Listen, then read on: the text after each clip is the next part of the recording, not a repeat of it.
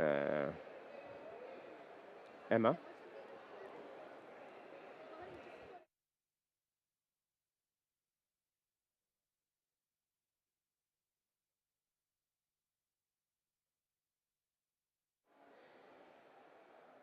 Perfect.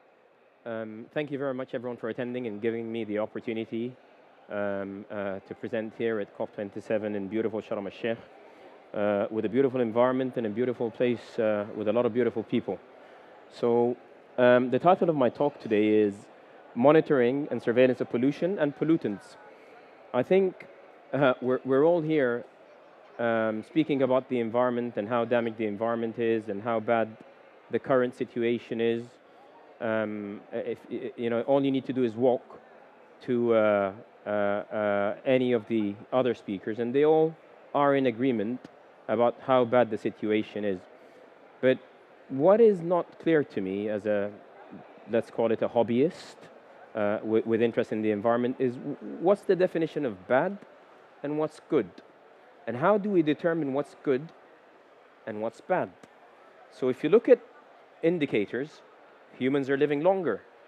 30 years ago, the average life expectancy of people in this country would have been 60 years.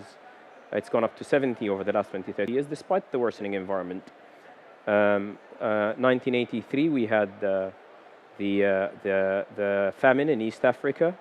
You know, the famous Save the World famine. It wasn't that far long ago, even I remember it. With infant mortality at the time estimated at around 3 to 4 million. Yet we're told that the world is a worse place. And one has to question, what sort of measure, what ruler are we using, and how do we know that? And everyone's saying that there's a lot of pollution in the world. I recall you know, living in places and been to places that are probably more polluted than the ones I live in at the moment. So again, for the average man like me, how do people decide what's good, what's bad, what's polluted, what's not, what's real, what is not real? So there must be a magic book somewhere. You know, there's a measure. So if I tell you your car drives at 60 kilometers an hour, you'd expect that it's going at 60 kilometers an hour. But the level of worsening of pollution and pollutants seems to be very complex science. And indeed it is. It's very, very complicated. And you go to other speeches, I've attended quite a few of them, talking about the carbon tax and carbon derivatives. And for those of us who've had nothing better to do during the pandemic, apart from watching cryptocurrency videos on YouTube, you'd notice that the language is very similar. That there's carbon tax, there are carbon derivatives, there's someone has to pay money for someone, there's increased rates, decreased rates. Very complicated science, again, for a simple mind like mine. So, one question that came through my head is, my background is I'm a physician, I'm a pathologist. I look at cells and cellular pathways and processes, and I know they're very complex. And this is just a pathway for a single effect in a cell. So when I decide to talk here, there's a lot of chemical processes happening inside my cells. And I know that, for example, all of you are COVID literate now. You would have been told about the receptors, the ACE receptors in the lungs, that where the COVID attaches to it. And then all of you now know a lot about cytokines and the effects of the cytokines and interleukins and turin. So that's one virus attaching to one receptor in one cell with a lot of downstream consequences. Now, simplifying the problem of pollution and the argument to a handful of molecules and negating the butterfly effect of maybe a small molecule with a big stimulus has been troubling me for the last 3 years. And when I look back at the standards that are used, you'd be surprised at the standards that we're using to measure the environment. Healthcare has moved a lot further than the environmental sciences, probably because it's funded, it's more appealing and easier to determine. But when you look at the standards that we all follow to measure how polluted is your water, I mean, I've got a water bottle over there, and that water bottle I'm told, is safe, clean water. So what's the definition of clean water? You'd be surprised that clean water in Egypt is not necessarily the same definition as clean water in the UAE, and it's not necessarily the same definition that you'd have in India, and neither is it the same that's in the UK or the US. So we can't even agree on the determinants, and the determinants and the spectrum of them is actually quite large. You'd find that the European Commission, for example, defines the definition is actually so loose that it has stuff like pH of 6.5 to 8.5. So something from acidic to alkaline, while that of India, their definition is 6.5 to 9.5. There's a whole pH in the spectrum. And then you have stuff like of acceptable taste. Acceptable to who? Yeah, I mean, I grew up in Sudan. I can drink literally mud. It's pretty acceptable to me. Yeah. So the definition, I'm not joking, this is true. Yeah. So clean water definition is acceptable taste. So one has to ask themselves, is this really a standard that we should be accepting? And is this method, the science, I mean, NASA's planning to send men to the moon again. We've got probes all the way to Mars. You've got smartphones that can show you nearly almost everything in a second. You're communicating with each other as gigabytes of data per minute. You know, you've got a smartphone app that reads your happiness and depression and can choose your partner for you. And you know, we're doing whole genome sequencing to identify our offspring. Are they going to be healthy, unhealthy? Yet we don't have a unified definition of clean water, yeah, or healthy water. And a lot of this is legacy. So a lot of the science that we do, unfortunately, that put us in this situation is legacy science. A lot of the definitions have been led by very able scientists in Western countries, in particular the EPA in the US. So you'd find that when you go to a lab for testing, they refer to the EPA standards, and that evolved to the ISO standards, which in itself was quite interesting. But when you look at the standards and how they do the test and how they define the test, you'd be surprised that these standards are reviewed every 10 to 15 years sometimes. Some of them haven't even been changed since 1952. So if you look at something called the standard methods, is the book that they refer to, you'd find that some of the methods haven't been touched for half a decade. And a lot has happened since, many wars, many technology with satellites up and digital imaging. So we didn't have all of that. Yet the standard that we used to define the measurement of carbon dioxide, despite all of the science and the amazing stuff we see here, dates back to about 30 to 40 years. And one, again, has to ask, why? Why? What's the driver for all of this? And a lot of it is probably related to the investment and the lack of understanding of the importance of this science in our daily livelihoods and how much economic burdens this has on all of us at the end. A wake-up call for a lot of people was COVID. I don't know how many people heard of Wuhan before 2019. Yeah, none of us knew where it is. Yet, if you look at the consequences of that event, and the event was actually quite consequential, whether it's a zoonotic infection where an animal infected a human, but it was one event. There was one person, only one person, which brings us to the exponential growth. Yeah, economists and mathematicians know a lot about exponential growth. So the effects of not understanding and getting it wrong in terms of our standards and our measurement are actually exponential. They're not linear. So the problem is not something that we will see going on a linear line. It's going to be on an exponential. It's going to go flat, flat, flat, flat, flat, and then we're going to have a major disaster. Unlike how it's being at the moment by many people advocated, that it's likely that this is, if you look at a lot of the graphs, the oceans are going to go up by 1.5 meter by 2050, 300, or by 1.5 meters. And the same with the temperature.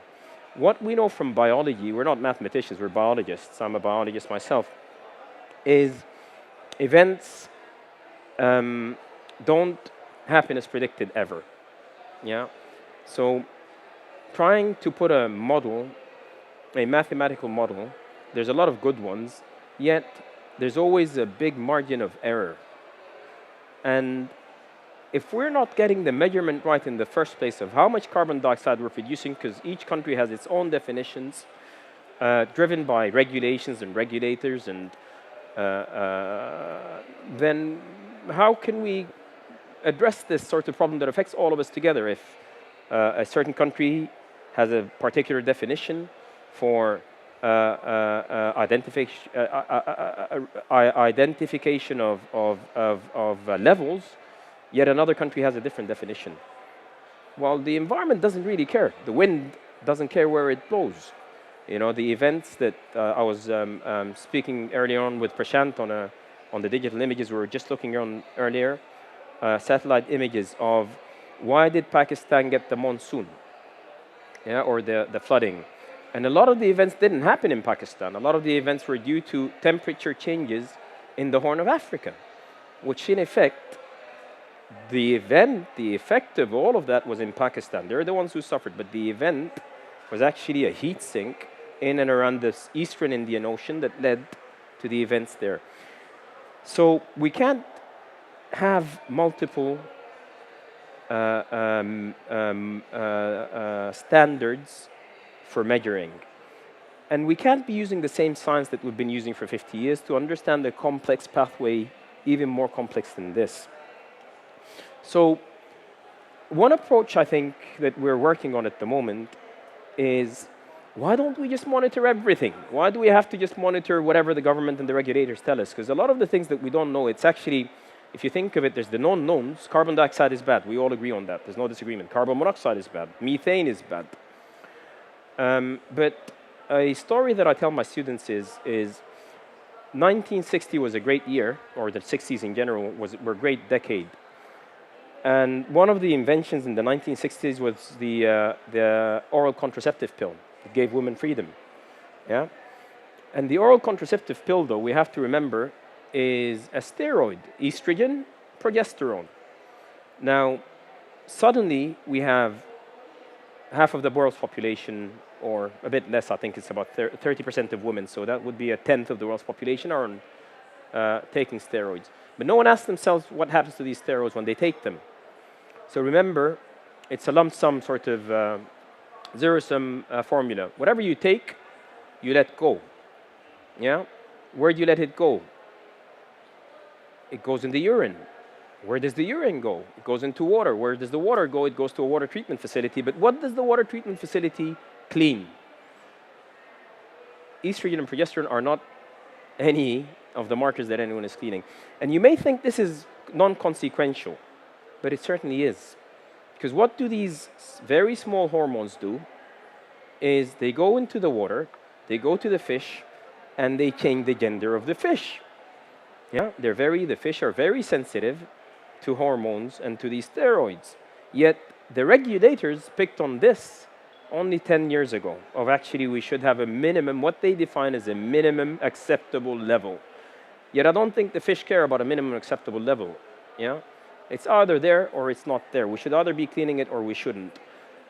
And so what we're trying to suggest here is we've got a lot more powerful tools at the moment. So why don't we just use them? Why don't we just look for all molecules at the moment? Why do we have to be specific? And someone might say, well, it's actually very expensive. It's not that expensive. If you take a shotgun approach to everything and you continuously monitor it, then you'd have a better picture of what's really happening.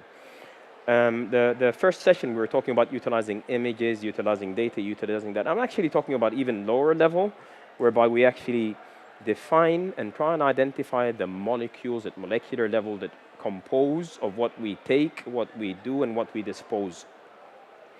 And again, over the last 20 years with globalization, a lot of things happened. I mean, today you would have had your breakfast in beautiful Sinai here, and you'd have to ask yourself, where did these fruits come and how did they stay not fermented? Because they're covered with antifungals, with wax, and if you have a good chef, you would have washed it, and again, that's going to end up in the water.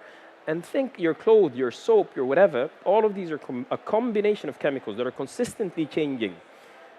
And they're not constant, yeah, and they're dependent on what we're doing and what we're not doing.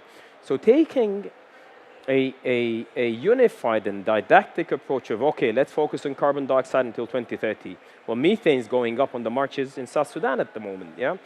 or let's focus on nitrous because it's coming on the Antarctic. I don't know what else is being produced elsewhere. So we need to have a different method. And we need to harness all the technology that we have at the moment. You know, instead of spending it watching continuous up and down thumb exercising, is we have a lot of power in computing at the moment that would facilitate making sense of all of the data that we're generating. It would mean that certain organizations with a lot of this power at the moment leverage that, so the big players, and they already are. But we also need to do this without a biased view. We need, you know, in basic scientific research, the first thing you're taught about is bias. At the moment, a lot of what we do in ecology and environmental sciences is driven by bias and scientific bias I'm talking about. We need to find a way of removing all of that and cleaning all our data. And we need to also standardize the process where we're comparing apples to apples and oranges to oranges, whereby we cannot have standards which are different in different countries, assuming that the effects are going to be different, and the politics. There's a lot of work happening in the field at the moment with the introduction of further biological molecules, of whole genome sequencing. For the chemicals, there's a lot of advancement with mass spectrophotometry and matrix-assisted laser deabsorption time of flight, whereby you can look at parts per million, parts per billion of every single molecule. There's a lot of mathematics and mathematical modeling that one can do to expand that and extrapolate the data and the science that we understand. And the essence of the whole story is people need to go back and review what they're told. There's nothing wrong with that. We should be able to stand up and say, actually, maybe we need to revise all of this science. There's nothing wrong with that. We should be able to contribute to the science, all of us, together, without any pressures in terms of, you know, repeating the same story again and again and again. There's nothing wrong with us saying that maybe the science needs, maybe it's right, maybe it's wrong, I don't know, but we should all come from a non-biased view. What do we suggest? Non-biased approaches, which I've already repeated many times, in that we should observe all pollutants and treat them all equal. Yeah, so the George Orwell saying of all animals are created equally, but some animals are more equal than others applies here. We know that carbon dioxide is really important, but we shouldn't ignore all the other pollutants, from drugs, from pharmaceutical products, from personal care products, that, you know, the amount of personal care products that we use daily. We shouldn't ignore the plight of people and you know, the waste, the plastic, as pollutants, and how it ends up in our own food chains, the heavy metals. There's so many of them, but giving them weighting and assuming the assumption that one is more important than the other is where we should review our hypothesis. I'll stop here and see if there's anyone's got any questions for us, and to take it from there.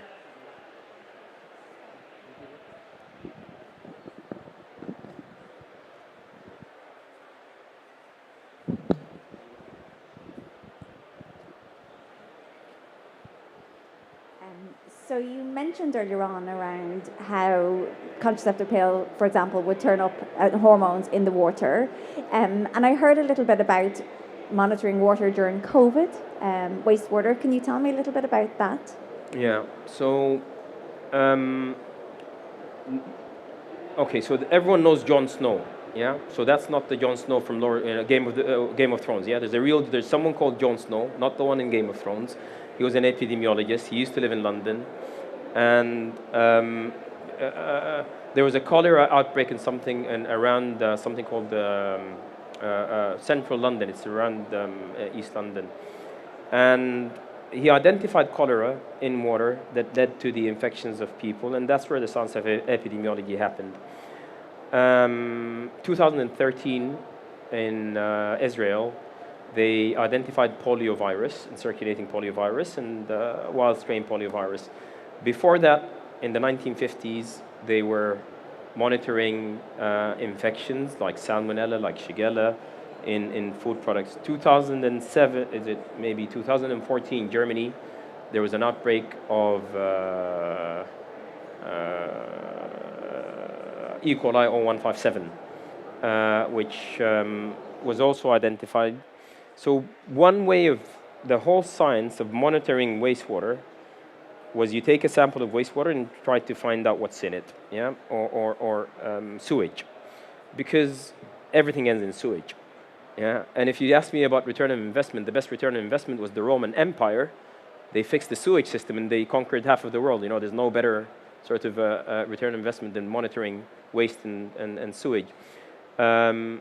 With regards to SARS-CoV-2, as soon as the virus came, there was a lot of research. They took sewage samples at source as an effluent, and they quantified the virus on it, and the signals were coming 2 weeks before the outbreak. So you can detect the risk 2 weeks before the event.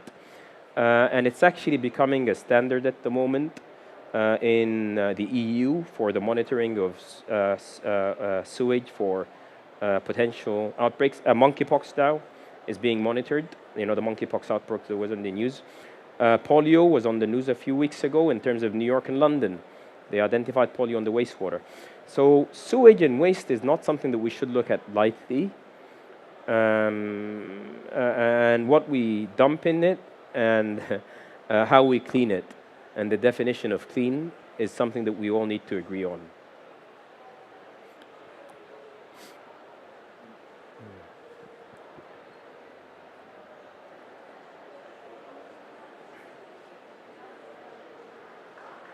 Perfect.